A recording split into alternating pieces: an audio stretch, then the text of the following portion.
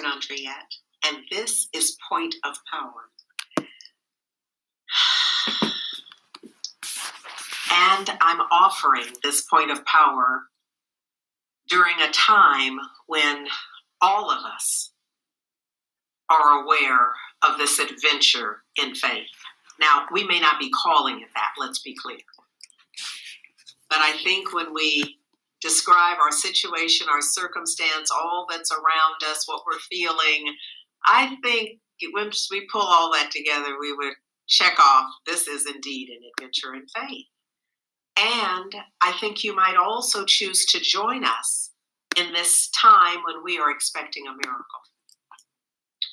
And also I encourage that you join us in reading this daily devotional, A Year of Miracles by Marianne Williamson. I am forever in awe, if not amazement, with how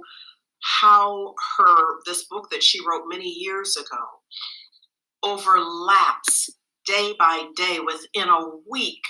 Within each week, it is so absolutely perfect for such a time as this. I am so glad that this is the book that we chose for our daily devotional. Although today is actually day 109, I am going to share with you from day 107. And if you've already read it, and I hope you have, just bear with me. Go with me with this, because here, this piece is entitled, I Do Not Shrink from the Pain of Transformation. This is our message for today, y'all, because many of us, I'm not even going to say all or most of us, many of us are lined up at the counter for transformation. But unfortunately, we often are not willing to change not a thing. We just want a different outcome. We want a different experience, but we often don't want nor willing to be different. So this message that Marianne Williamson offers us, this devotional message, I do not shrink from the pain of transformation.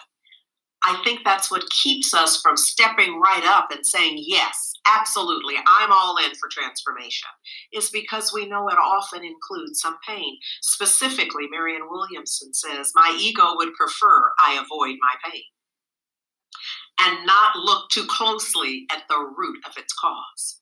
Today, I choose the courage it takes to look honestly at who I've been, how I've behaved, and how I've contributed to the problems, the situations, the circumstances that beset my life. This is a moment of taking responsibility and opening oneself. Responsibility, again, is not a synonym for blame.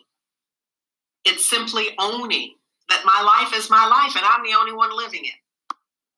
Even though I can see where it intersects with others and I can assign them some impact, I still am wholly responsible for my life.